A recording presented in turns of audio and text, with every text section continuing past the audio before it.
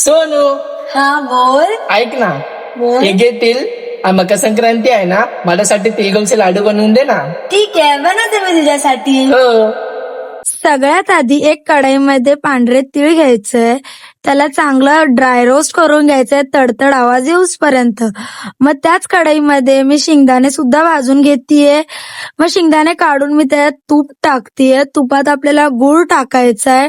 जेवढं तुम्ही लाडू बनवता तेवढा गूळ टाका आणि थोडंसं पाणी ऍड करा आणि त्याला चांगलं मिक्स करा. आणि जेव्हा असं होईल, पाण्यात टाकून रेडी झालाय का गूळ, जेव्हा तो तुमच्या हाताला स्टिक नाही होत, एकदम कॅन्डी सारखा झालाय ना, तर समजून जा की तुमचा गूळ रेडी आहे. मग जे ड्राय रोस्ट केलेले तीळ त्याच्यात टाकायचंय आणि शेंगदाण्याचा कूट त्याच्यात टाकायचाय आणि त्याला चांगलं असं मळून घ्यायचंय.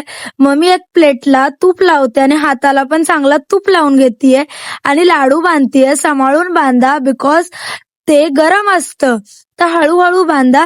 बघा किती मस्त गोल गोल लाडू बनलेत ना माझे. चला गौतमला देऊया. गौतमला तर हे लाडू खूप आवडले आणि तुम्हाला पण असे लाडू घरी बनवायचे आहेत तर जरूर बनवा. आणि माझ्या आणि गौतम आणि मम्माच्या तर्फून happy Makar Sankranti to all of you.